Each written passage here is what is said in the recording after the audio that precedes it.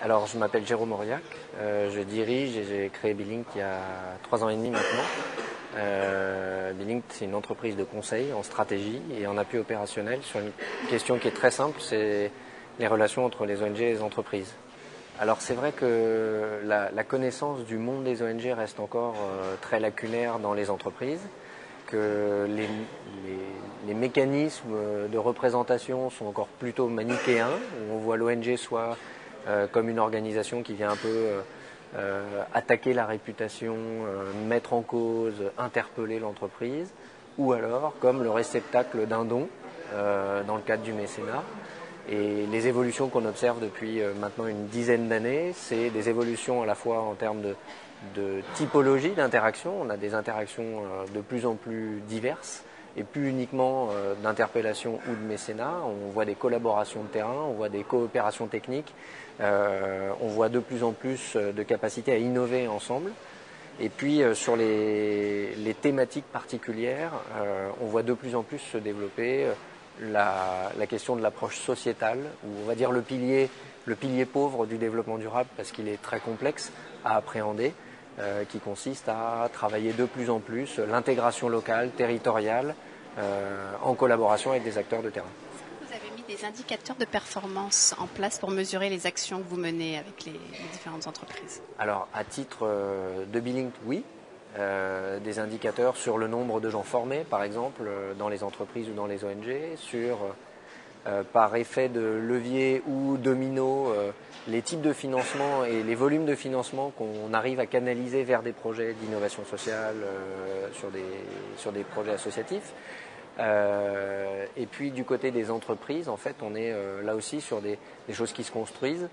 Sur l'impact social et sur la mesure de l'impact social, on a plutôt une tendance à dire qu'il faut s'adapter à chaque fois à un contexte particulier. Donc on est plus pour la création d'indicateurs ad hoc, en concertation avec les parties prenantes des projets, plutôt que d'appliquer une méthode générique qui est aujourd'hui très complexe dans son appréhension, si on parle de celles qui existent comme le SROI ou Social Evaluator. Mais de toute manière, notre objectif, c'est aussi de démontrer qu'on a une utilité en tant que conseil. Donc de nous appliquer le plus possible à nous, à un niveau d'exigence sur les résultats des missions qu'on va développer. Et si possible, les résultats pour les bénéficiaires en bout de chaîne. Est-ce que vous utilisez des indicateurs comme ceux du GRI, par exemple, ou pas? Alors, à titre, là encore une fois, à titre d'entreprise, Bilink, non, parce que ce n'est pas adapté. En revanche, on propose ou on enjoint nos clients à utiliser soit les indicateurs sectoriels que la GRI propose pour eux, en matière de relations avec la société civile et avec les ONG, soit essayer de prendre en cours le train de l'ISO 26000, et de voir comment ce cadre-là peut être structurant finalement pour leurs relations avec les ONG et inversement pour les entreprises. Quelle est la difficulté que rencontrent les entreprises pour mettre en place des stratégies de relations avec les ONG? Quelles sont les difficultés majeures? Je dirais que quand il s'agit uniquement de limiter un risque, il n'y a pas de blocage parce qu'on est sur des situations tendues, on a besoin de trouver des réponses. Donc l'enjeu n'est pas là.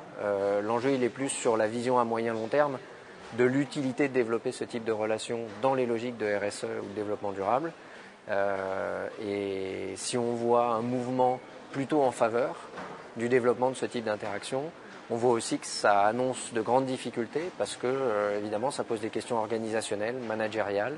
Est-ce qu'il faut des fonctions dédiées dans l'entreprise? De la même façon qu'on avait un directeur des affaires publiques, est-ce qu'il faut demain des directeurs des relations avec la société civile ou avec les ONG? Certaines entreprises ont déjà passé le pas, Total, Areva, Suez Environnement, d'autres. Évidemment, c'est dans des secteurs très particuliers, parfois très exposés, mais souvent aussi très en avance sur ces pratiques et très en amont de l'innovation en matière sociale. Une dernière question, qu'est-ce que vous pensez du partenariat entre Audencia et le WWF? Eh bien, je trouve ça très étonnant en fait. Très étonnant parce que c'est rare de voir une école soit appliquer une pratique qui est finalement plutôt une entreprise dévolue à des grandes entreprises et en même temps, de ce que j'en connais, qui reste sans doute lacunaire, c'est intéressant à double titre. Un, parce que intégrer dans les processus d'apprentissage les enjeux de responsabilité sociale de façon transversale, c'est sans doute la meilleure façon pour que dans 10 ans, les élites ou les décideurs régionaux, nationaux ou internationaux qui seront passés par l'école, à minima pensent à ces questions-là. Donc c'est vraiment un plus, je pense, par rapport à d'autres formations où ça n'est qu'une possibilité, un électif ou éventuellement une option.